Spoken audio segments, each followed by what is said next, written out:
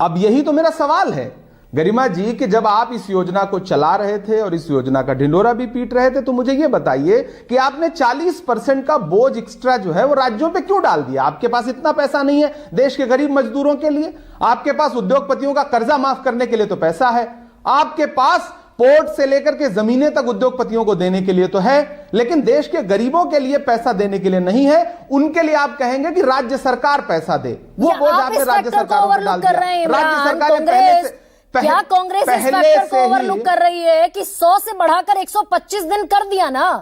सरकार कानूनी रूप से बाध्य है 125 दिन देगी काम। ये देखिए, ये चालाकी आप समझिए। पहले 125 दिन कर दिया, एक ही बात गिनाने के लिए इस सरकार के पास है कि हमने 100 दिन से बढ़ा करके 125 दिन कर दिया। जबकि सच्चाई ये है गरिमा जी, पहले ये था कि मजदूर पंचायतों के जरिए, इसमें पंचायत समितियों का दखल कितना था, लोकल स्तर पे लोगों का इसमें जुड़ाव कितना था। अब ये ग्राम सभा और पंचायत समितियों को बिल्कुल नगण्य करने की पहली साजिश तो ये है। तो उस लेवल पर अफसर भ्रष्टाचार भी तो करते थे। सरकार कह रही उस लेवल पर भ्रष्टाचार था, भ्रष्टाचार का अड्डा था नरेगा।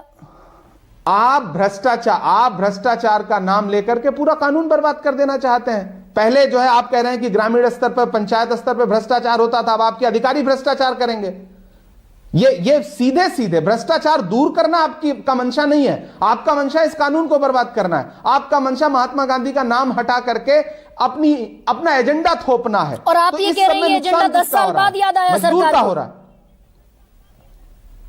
जब इनको चुनाव जब नजदीक आता है, कुछ राज्यों के चुनाव आते हैं जहां के आपने बंगाल का आज तक मनरेगा का पैसा आपने नहीं दिया।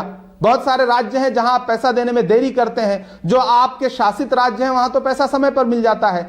विपक्ष शासित राज्यों में आप जो है जल्दी पैसा नहीं देते हैं। तो ये आपका एजेंडा ही है। और एजेंडे से ज्यादा देखिए गरिमा जी, ये सरकार आम आदमी और जनता और मजदूर विरोधी सरकार है। ये किसान विरोधी सरकार है। ये उद्योगपतियों की सरकार है। इस बात को राहुल गांधी जी हमेशा कहते रहे।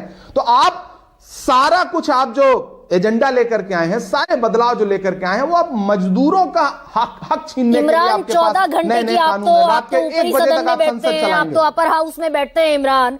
14 घंटे की चर्चा हुई, देश के बाकायदा कैबिनेट मंत्री शिवराज सिंह चौहान ने जवाब दिया इस पर। 14 घंटे तब आप कागज उछाल रहे थे। गरिमा जी, जिस मनरेगा कानून को बनने के लिए 10 साल से ज्यादा जन आंदोलन हुए, उसके बाद वो कानून बन के तैयार हुआ।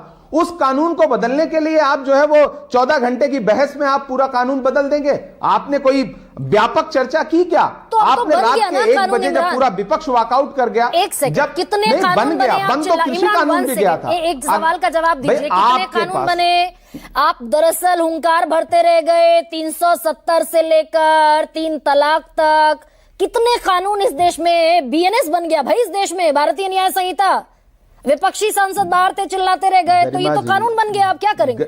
गरिमा जी, आपके पास नंबर है